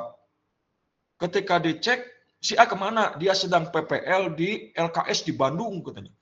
Nah, ketika disampaikan seperti itu dia merasa di nomor sekian kan, merasa di nomor 2 kan loh. Kan kita juga sama-sama lembaga. Ya, kita pun artinya dia juga minta dihargai gitu. Apa bedanya? Kita juga kan lembaga. Kenapa kok harus di nomor 2 kan? Nah, ini jangan sampai terjadi seperti itu. Karena itu untuk pelaksanaan PPL ini waktunya jangan sampai beririsan dengan PPL yang lain. Jadi kalau Anda di KUA sampai selesai. Di PN sampai selesai. Tidak nyambil untuk kegiatan PPL yang lain. Tidak kita rekomendasikan. Maka nanti akan dipetakan nanti oleh Prodi, akan diketahui sehingga nanti bisa terpetakan. Tidak ada yang beririsan waktunya, ya, karena ini berkaitan dengan kelanjutan kerjasama kita dengan instansi, dengan lembaga kedepannya itu. Jangan sampai adik-adik saudara, junior-junior saudara semuanya ini merasa kesulitan. Kenapa? Lembaga yang saudara tempati tahun ini itu tidak menerima lagi karena merasa kecewa. Jangan sampai seperti itu, ya. Dari itu nanti pembimbing mitra itu dari KUA misalnya itu punya otoritas untuk memberikan penilaian. Betul, itu seperti itu. Dari kehadirannya di sini mereka akan tahu di sini. Jadi ini ada kehadirannya. Nah, ini contoh jadwal kegiatan harian. Ini contohnya 08 sampai 09 briefing oleh pembimbing mitra mahasiswa. Nah, ini memarap ini ya. Contoh seperti ini. Nanti kita berikan contohnya ya. Seperti itu. Kemudian itu saja mungkin yang dapat saya sampaikan. Silakan kalau ada pertanyaan dibika ya, dan saya kembalikan waktu kepada pembawa acara. Demikian, walhamdulillahirabbil alamin. Terima kasih kepada Ustadz Isa dan Ustadz Agus atas arahan dan bimbingannya. Mungkin nanti boleh di-share ya Ustadz file yang berisi format proposal dan laporan PPL untuk menjadi acuan bagi mahasiswa yang akan melaksanakan PPL dalam penyusunan proposal dan laporannya. Ya, bisa nanti saya sampaikan. Ya, selanjutnya untuk sesi tanya jawab dan diskusi, disilakan kepada para mahasiswa yang ingin bertanya, menyampaikan pendapat atau mengkonfirmasi terkait hal-hal yang berkaitan dengan kegiatan PPL dengan menekan tombol raise hand, lalu mengaktifkan video dan menyebutkan nama serta asal program studi. Silakan.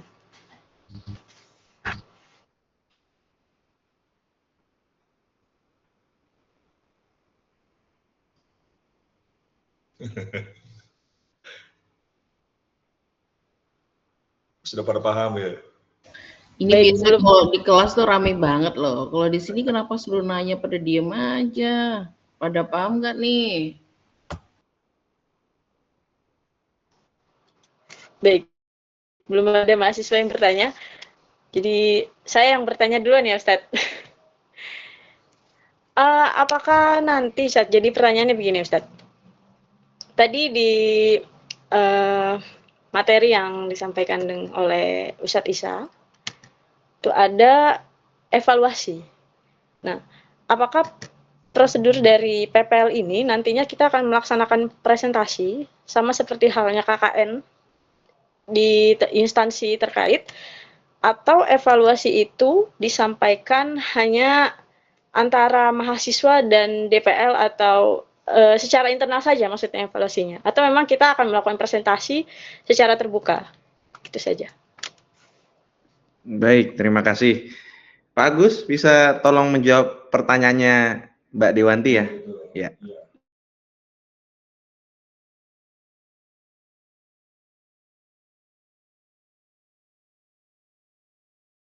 Mic-nya masih mati, Pak Agus. Baik, ini contoh ya. Nah,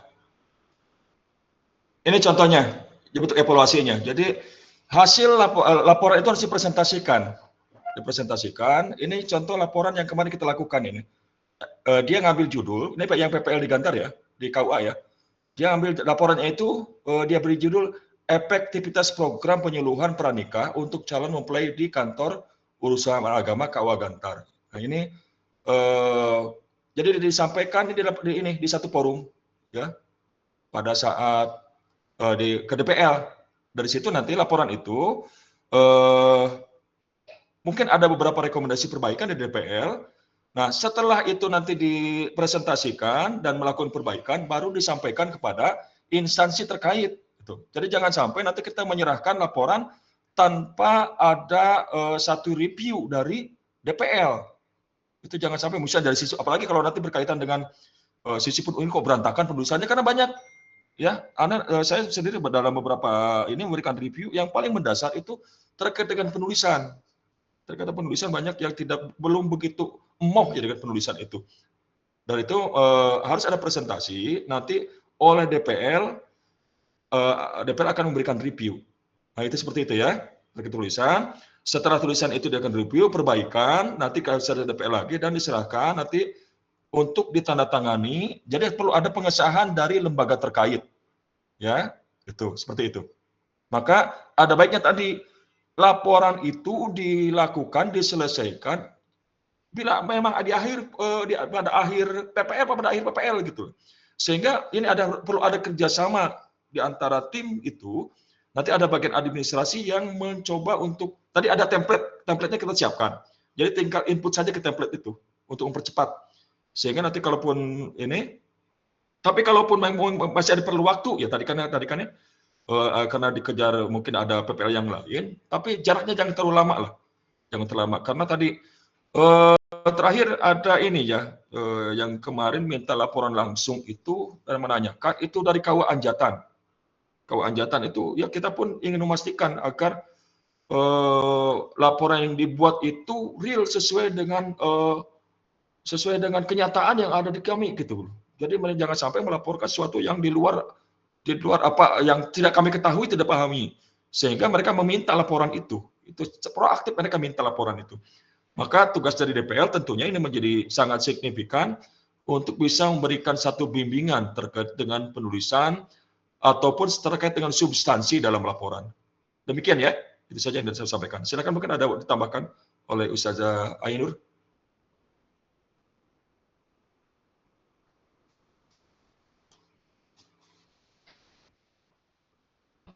Baik, terima kasih Ustadz atas jawabannya.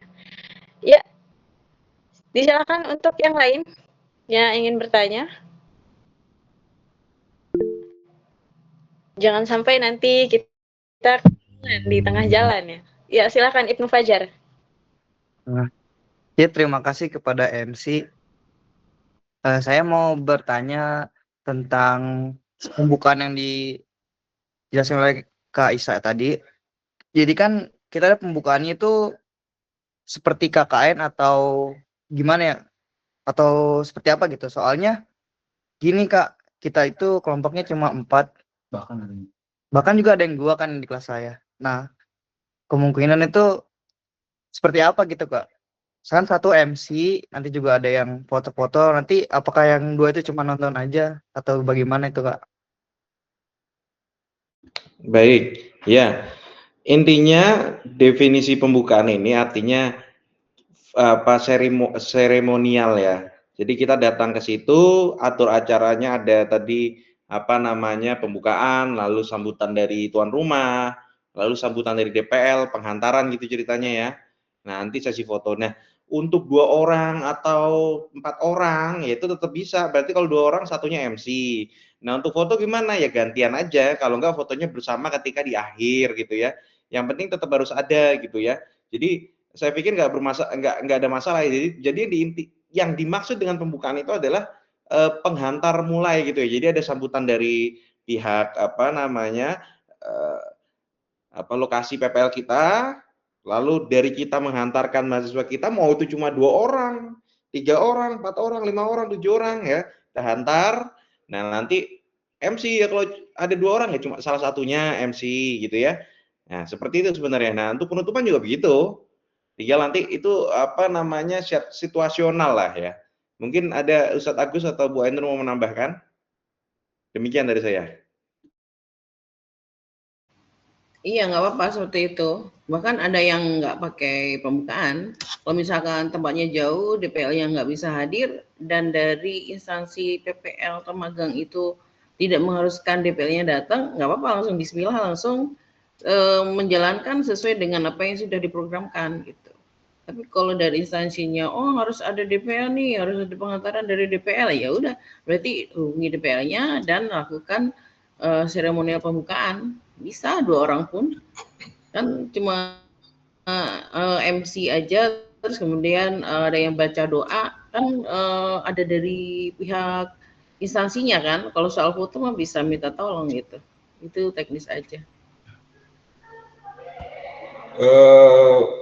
Ini ya, kalau saya selama ini bimbing di KUA ya, itu jadi ada KUA, contohnya KUA Gantar itu Pak Kosim itu dia tidak begitu suka dengan hal-hal yang sifatnya formalistik ya. Jadi kalau ada upacara-upacara dia tuh nggak mau gitu. Jadi ya udah datang bincang saja, kita serahkan seperti itu, serah terima. Jadi informal aja gitu, duduk di sofa gitu. Jadi serah terima itu aja. Dia nggak usah terlalu resmi katanya bilang gitu. Sementara di lembaga lain itu ya ketika kita tawarkan dia oke, pembukaan resmi ada protokoler gitu ya, seperti itu. Jadi hal seperti ini nanti disesuaikan saja di lapangan seperti apa ya. Tidak mutlak harus formal. Kalau memang itu dari lembaganya menghendaki tadi seperti Pak Kosim ya, udah ikuti sajalah. Karena mereka kan tuan rumah ya, tidak harus mereka mengikuti cara main kita. Kita justru ikutilah yang satu hal, satu uruf, satu kebiasaan di tempat kita PPL itu, ikuti saja. Gitu ya. Demikian. Terima kasih Ustadz. Ya. Terus tadi soal evaluasi, tadi Ibnu nanya laporan juga ya? Atau yang lain tadi yang nanya? Tidak saja, saya nanya pembukaannya aja saja. Oh, berarti sudah cukup saya rasa. Ikuti instansi di mana kalian PPL. Ya. Silakan Abi Suparmin. Oke, terima kasih Kak. Pak Ustadz dan Ustazah mau nanya nih. Di HES kan ada 3 mitra ya, 3 lembaga. Di HES kan ada pembagiannya, ada yang 4, ada yang 5. Nah, jika di satu lembaga kita full semua diterima 4 orang. Kemudian di lembaga satunya diterima 3 orang, dan lembaga yang ketiga diterima 2 orang. Dan apakah yang tidak diterima itu 1 dan 2 orang boleh mengajukan ke lembaga lain sendiri gitu atau berdua? Terima kasih.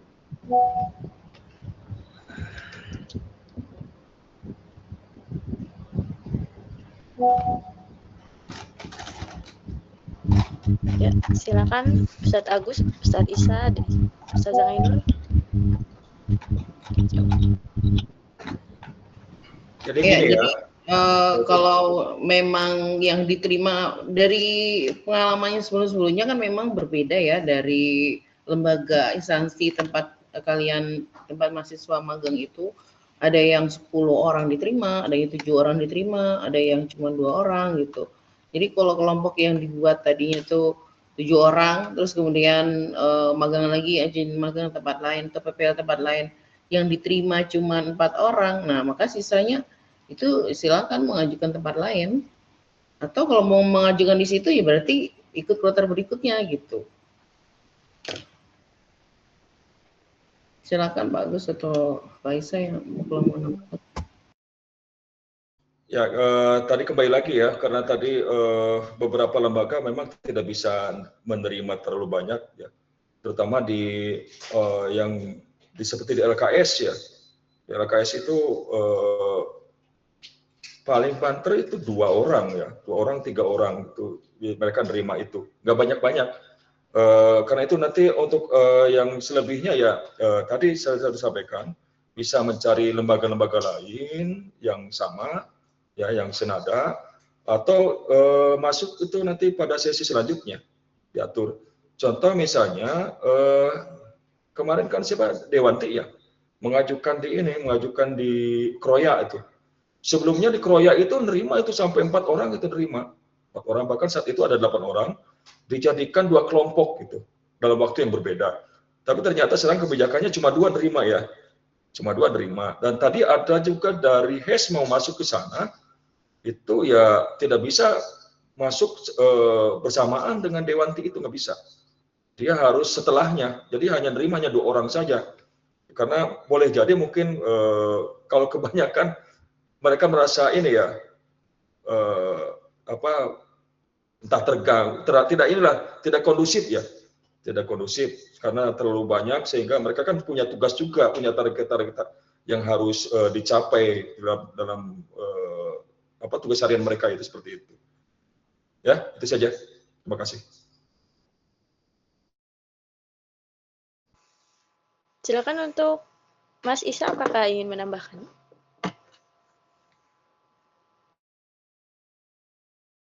Saya pikir cukup ya, sudah jelas yang disampaikan oleh Bu Ainur dan Pak Agus Rojak. Jadi situasional, artinya kalau memang udah penuh ya ikut kloter berikutnya, kalau mau tetap di situ, kalau enggak ya silahkan cari tempat lain gitu ya. Terima kasih.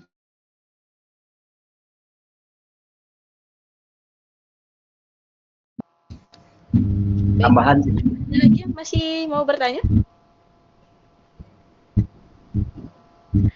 Boleh nambahkan sedikit? Silakan Ustadz Ali. Oh iya. Baik. Terima kasih. Ini pengalaman ya dari pembimbingan di PN di Pengadilan Agama. Hal sebenarnya sepele tetapi membuat saya keringat dingin gitu. Kenapa? Pada saat acara formal penutupan itu salah satu peserta disuruh doa. Di sanalah keringat dingin saya keluar gitu. Karena belepotan doanya. Waduh, ini satu hal yang menurut saya ini satu hal yang perlu dievaluasi gitu. Sudah mah belepotan pakai yang doa bahasa Arab panjangan gitu. Jadi mesti bisa mengukur diri gitu. Jadi ini sahabat para mahasiswa itu harus disiapkan yang doa itu. Kalau sambutan mungkin karena pakai bahasa Indonesia ya, tapi begitu disuruh doa bahasa Arab agak panjang dan bahasa sangat belepotan gitu. Dan ini tentu akan memalukan ya. Nah, maka untuk hal-hal yang sepele ini harus diperhatikan. Doa siapkan siapa orangnya dan jangan panjang-panjang gitu. Doanya yang betul-betul dikuasai dan dihafal gitu. Nah, ini pengalaman waktu saya membimbing di PA gitu. Kan tidak nyangka begitu dibuka, silakan doa dari mahasiswa. Kan bisa ngelak kan? Begitu langsung doa, bacaannya luar biasa kan. Itu yang pertama gitu ya. Kemudian yang kedua, mungkin pengalaman para mahasiswa karena ini jangka waktunya itu kan pendek ya, hanya 2 pekan. Maka dikehendaki laporan itu kalau bisa sudah dibuat sebelum pelaksanaan PPL, tinggal nanti memasukkan data gitu. Jadi jangan sampai PPL dulu baru membuat laporan. Nah, itu adalah keteteran. Pada akhirnya setelah bubar biasanya semangatnya kurang. Tapi bagusnya laporan itu kalau sudah ada template-nya atau contoh dari yang sebelumnya dibuat di awal, begitu PPL tinggal memasukkan data kan, data-data yang didapatkan dari PPL itu. Sehingga nanti begitu selesai PPL selesai, laporan juga selesai. Itu saja sih tambahannya. Terima kasih. Alhamdulillah. Terima kasih Ustadz Ali. Ustadz Agus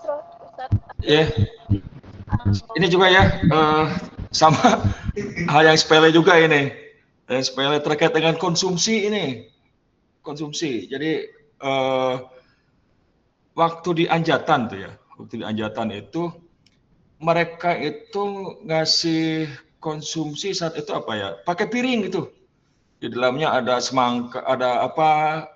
Ada semangka, ada apa gitu ya. Ini ketika apa ya? Jadi nggak bisa dinikmati gitu orang ini karena mereka ada satu piring mau dimakan rame-rame seperti itu gitu ya. Maka ada baiknya ya kalau untuk kegiatan seperti itu ya pakai box gitu ya. Pakai box, siapkan sehingga kalaupun mau ngambil ini ada lagi di Hargelis. Di Hargelis itu ngasih ini mangga sudah diiris-iris gitu. Nah ini untuk ngambilnya itu pakai apa gitu. Sehingga kalaupun mau ada buah, ya buah yang bisa dikupas, misalnya seperti apa pisang mungkin atau jeruk gitu. Jadi jangan mangga sudah diiris-iris, ini makannya bagaimana pakai piring gitu. Nah ini hal seperti mungkin sebenarnya, tapi untuk sebuah penyajian ini harus dipikirkan. Ada lagi kemarin waktu kita di Kroya itu. Kebetulan saat itu kan Ramadan ya, Ramadan. Jadi kita arahkan, udah Pak Ustadz ada konsumsi enggak? Ya silakan aja kalau ada buat sungkai gitu. Ternyata benar mereka siapkan untuk sungkai. Jadi hanya saja penyajiannya itu juga, masya Allah. Ketika saya tahu, aduh penyajiannya kayak gini, itu penyajian itu di gorengan itu dimasukin ke kresek itu. Cuma ada 2 potong gorengan, masukkan pakai kresek. Semuanya, aduh ini gimana ya? Nah ini tidak layak, maka dari hal seperti ini coba ke depan untuk konsumsi memang sepele sepertinya, tapi ya perlu, ini karena terkait dengan haibah kita ya, mengemas sebuah kegiatan. Juga tadi MC banyak trouble, karena tidak semua mahasiswa kita ini juga punya pengalaman ya dalam berorganisasi, dalam mengemas sebuah kegiatan, memberikan sambutan, termasuk juga untuk memberikan susunan acara ya, menyiapkan susunan acara, menyusun acara seperti apa, siapa yang pertama kali memberikan sambutan. Dan ingat kita sebagai tamu, jadi kalau mau menyusun acara kita di tempat orang, nah jadi yang tokoh di sana, entah mungkin kalau di sana ketua PA, entah itu ketua KUA, itu tempatkan di akhir. Di akhir, ya jadi awal dari kita dulu gitu. Jangan sampai nanti kita di belakang, kecuali kalau kita sebagai tuan rumah nggak apa-apa gitu. Itu juga menjadi satu pertimbangan ya, satu hal yang harus dipersiapkan. Untuk sambutan-sambutan ya kalau tidak bisa secara langsung spontanitas, dikonsep dulu lah. Dikonsep itu bisa silakan pakai handphone, minta bantuan ChatGPT gitu ya, buat sambutan untuk penutupan apa gitu ya. Baca saja daripada kita menyampaikan terbata-bata ya, keluar dari apa yang harus kita sampaikan gitu. Itu saja mungkin ya sebagai tambahan. Silakan. Ya, saya menambahkan juga untuk doa jangan panjang-panjang. Kalau kalian susah berbahasa Arab, apalagi kalau bacanya salah itu malu-maluin. Kalian kan mahasiswa Fakultas Syariah ya. Jadi doa bisa berbahasa Indonesia dan pastikan yang sudah, kalau mau pakai bahasa Arab pastikan itu sudah dicek oleh DPL kalian gitu, sehingga tidak malu-maluin alma mater kalian. Kemudian betul tadi yang disampaikan Ustadz Agus, untuk snack itu tolong diperhatikan karena itu kan bentuk apa ya, penghormatan kepada mereka gitu, dan mereka juga nggak dapat apa-apa kan dari kita. Nah, kita harus setidaknya snack itu nggak usah neko-neko, tapi yang pantas gitu, yang pantas. Kalaupun ya itu baiknya langsung ditaruh di box aja gitu, nggak usah di piring, karena kalau di piring tuh repot juga, nggak, kalau mau ngambil tuh kadang sungkan kan, kadang agak kejauhan gitu. Jadi yang seperti itu tolong diperhatikan.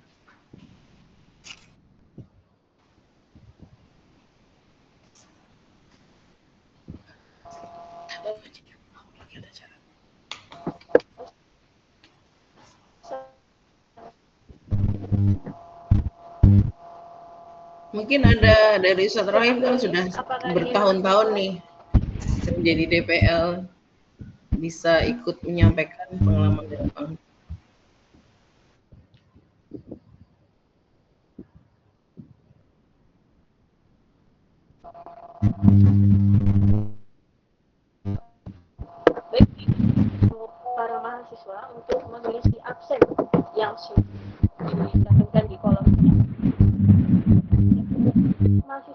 memiliki pertanyaan namun belum berkesempatan, silakan untuk menghubungi dosen.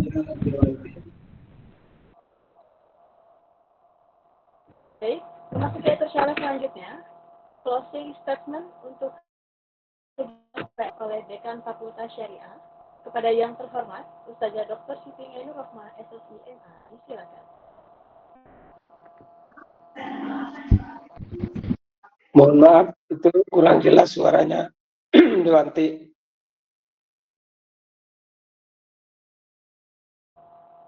Iya.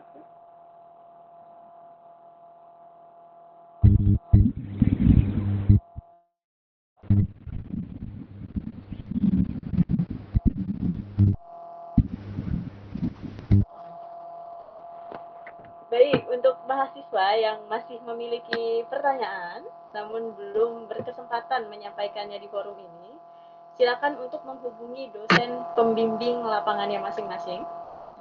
Memasuki acara selanjutnya, closing statement untuk kegiatan PPL. Kepada yang terhormat, Ustazah Dr. Siti Ainur Rohmah, SSI MA. Baik, terima kasih. Suara saya terdengar ya? Oke. Tadi sudah banyak disampaikan ya oleh para pemateri, oleh Pak Isa maupun oleh Ustadz Agus. Nah, ini saya ingin menggarisbawahi. Yang pertama adalah terkait dengan etika. Nah, yang harus kalian sadari dan perhatikan kalian PPL di tempat PPL itu atau di instansi di mana kalian tempat ber-PPL itu adalah rumah orang atau bukan rumah kalian. Nah, tentunya kalian di situ kan sebagai tamu ya, dan setiap instansi itu punya peraturan, maka harus diperhatikan peraturan-peraturan yang ada di mana kalian PPL. Terus jaga etikanya, jaga akhlaknya, kemudian kalau kalian bercanda atau tertawa itu perhatikan, jangan sampai mengganggu mereka gitu. Jadi jaga nama baik kampus, kemudian berpakaian juga yang rapi, disetrika gitu ya, jangan sampai bajunya kucel atau apalagi sampai terlihat dekil gitu ya. Yang nggak punya jas alma mater pinjam. Kalau jas alma maternya sudah jelek pinjam juga, jangan malu-maluin alma mater kalian. Nah, kemudian pengalaman ketika saya bimbing ini PPL di Hargelis itu ketua KUA-nya bilang begini, kebetulan di situ kan ada anak KTN yang lulusan Gontor. Nah, dia tinggalnya di Jakarta. Nah, kemudian dia memang anaknya baik, sopan dan sangat baik, pokoknya sangat sopan gitu ya. Nah, terus ketua KUA-nya bilang begini, beda ya anak Jakarta dengan anak Indramayu gitu, maksudnya itu nyindir mahasiswa yang dari Zaitun gitu. Jadi kenapa ketua KUA-nya menyindir seperti itu? Ya kemungkinan mahasiswa yang PPL di situ itu akhlaknya tuh beda gitu dengan mahasiswa yang alumni Gontor itu gitu. Jadi sekali lagi tolong kalian jaga akhlak, jaga etika, jangan sampai secara tidak sadar kalian mencoreng nama kampus kalian. Nah, kemudian berikutnya kalian PPL itu tadi kan sudah disampaikan ya, diantaranya mempraktekkan teori yang sudah kalian dapatkan kelas. Nah, biasanya antara teori dan praktek itu ada saja perbedaannya. Makanya dengan kalian PPL itu kalian akan mendapatkan pengalaman. Jadi kalian sadari pengalaman itu bermanfaat buat kalian, bukan untuk kampus gitu. Nah, ini mumpung kalian ada kesempatan untuk PPL, manfaatkan momen PPL tersebut dengan sebaik-baiknya. Yang pertama untuk dapat pengalaman, yang kedua gunakan sebagai sarana untuk membangun relasi, terutama yang masih muda-muda nih. Nah, itu bisa dijadikan sarana untuk membangun relasi. Karena Ada di beberapa tempat itu, lulusan pendidikan aja tuh bisa jadi ketua KUA. Apalagi kalian yang lulusan sarjana hukum, mestinya kan bisa kalau kalian mau gitu kan. Gitu. Jadi kalian PPL itu juga bisa dijadikan sarana untuk membangun relasi. Yang ketiga, kalian PPL itu juga untuk mengamati permasalahan yang ada di tempat kalian PPL. Jadi kalian nanti ketika selesai PPL itu, oh saya mendapatkan masalah ini bisa buat skripsi nih, bisa jadi bahan skripsi gitu. Jadi PPL-nya itu bermakna. Kenapa ya? Karena membawa manfaat yang baik buat diri kalian sendiri gitu. Dan juga ada impact-nya buat kampus. Kemudian yang ketiga itu evaluasi. Nah, evaluasi itu yang ada dua ya evaluasi. Evaluasi yang pertama adalah evaluasi dari lembaga PPL atau magang. Jadi nanti akan dikasih formatnya oleh TO. Biasanya di laporan PPL itu ada lampiran evaluasi kerjasama. Nah, di situ ada checklist-checklistnya. Bagaimana, apakah kerjasama ini perlu dilanjutkan atau tidak. Nah, itu nanti yang mengisi adalah pihak di mana kalian PPL. Terus kemudian apakah PPL yang dilakukan oleh mahasiswa kami, mahasiswa YL Aziz itu bagus atau bagaimana? Itu ada evaluasinya dari pihak di mana tempat kalian PPL gitu. Nah, evaluasi yang kedua adalah berupa laporan. Kalian buat laporan, kemudian nanti dipresentasikan kepada DPL kalian untuk mendapat review. Kalau sudah direview, ada koreksi, direvisi. Setelah direvisi itu baru diserahkan kepada pihak di mana kalian PPL gitu. Jadi kalian ke sana jangan Pak Ustadz atau Bapak kami mohon tanda tangan, jangan langsung begitu. Tapi sampaikan ini kami sudah menyusun laporan seperti ini, mohon diperiksa apakah sudah sesuai atau ada yang perlu direvisi gitu. Bahasanya seperti itu. Jadi jangan nodong oh ini sudah direview oleh DPR, tapi karena nggak mau revisi lagi terus langsung nodong minta tanda tangan, jangan. Itu secara etika nggak sopan kayak gitu. Jadi meskipun sudah direview oleh DPR, nanti kalian kalau ke KUA itu ke KUA atau PA atau PN atau LBH di mana tempat kalian PPL, bahasanya seperti itu.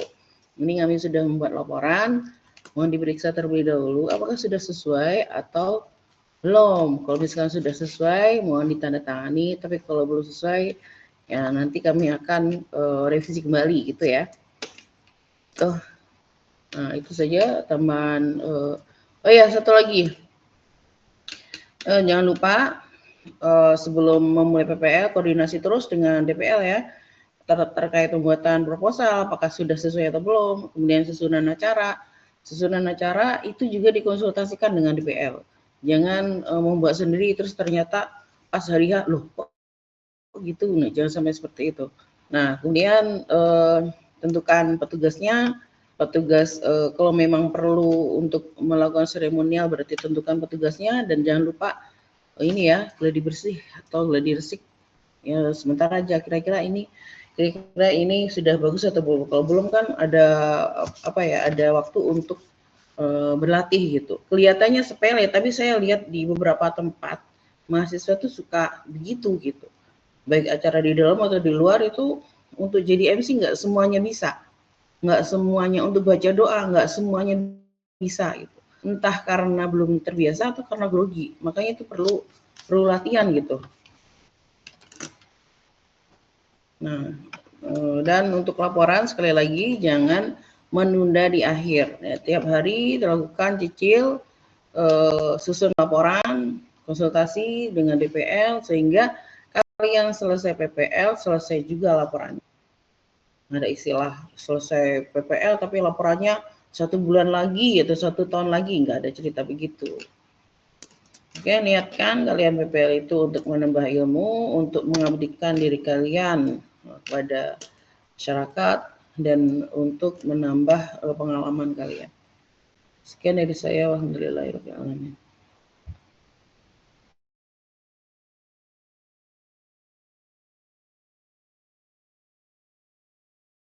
Ainur atas arahan dan nasihatnya. Selanjutnya, sesi dokumentasi yang akan dipandu oleh Kak Anis Hamidah. Para hadirin dimohon untuk mengaktifkan video. Silakan Kak Anis.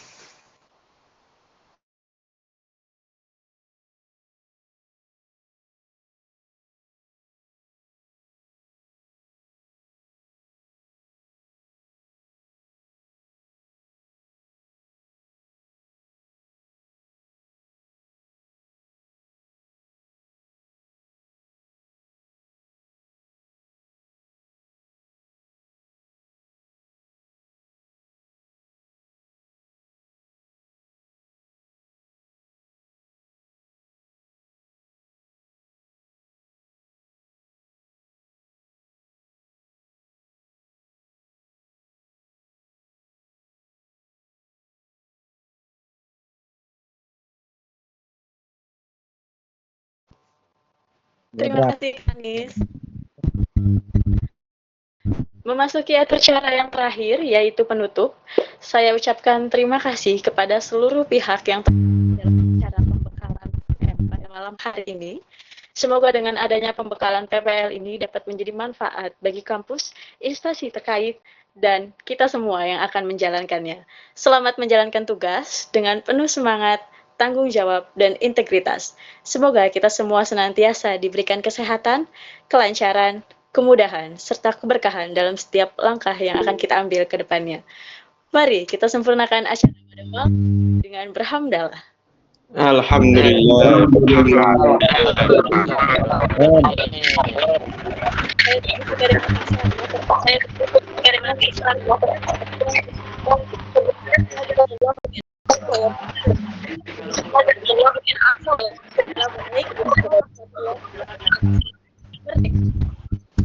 Merdeka.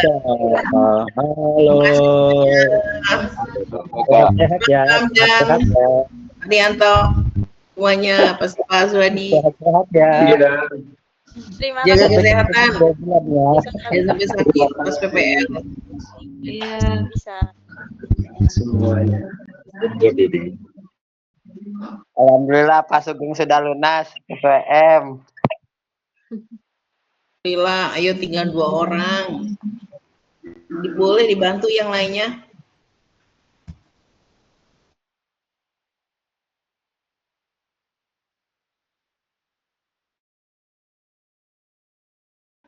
Absennya di mana tadi? Kok nggak lihat absen? Abi baru masuk ya. Enggak, Tadi dari ada awal di chat ya. masuknya. Dari sebelum jam 19 tadi udah masuk, udah ikut. Di chat Bi. Di sini. Nah, itu di link chat. Dan sudah dikirim aja apa itu?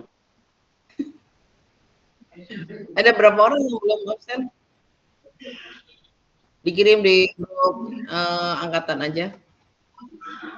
Tapi Tulis yang nggak tulis masuk nama aja gitu. ya, jadi Tulis nama. Tulis nama Ustazah. di Japri nanti. Iya, bingung Khusus saya tuh. Azwadi. Iya. Ya. Yang belum absen silahkan chat ke Anis. Yang belum bisa absen di link yang ada di chat grup ini, silahkan Japri ke Anis untuk minta linknya.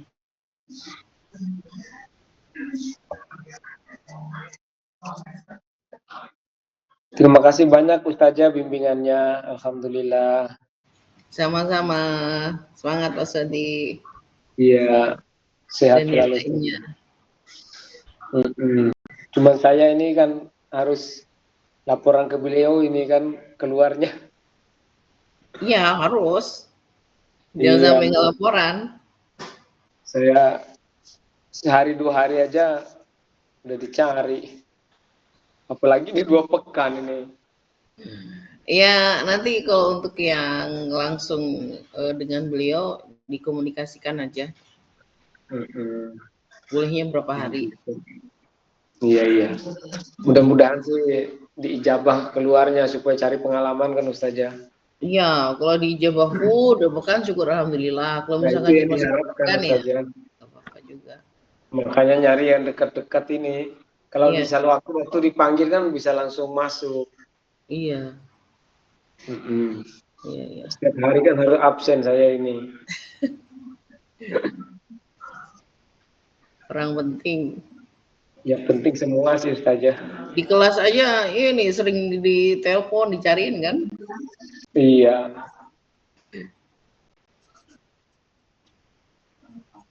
Oke Ustazah. Terima kasih banyak sekali lagi bimbingannya. Alhamdulillah. Sama-sama. Assalamualaikum merdeka. Salam merdeka.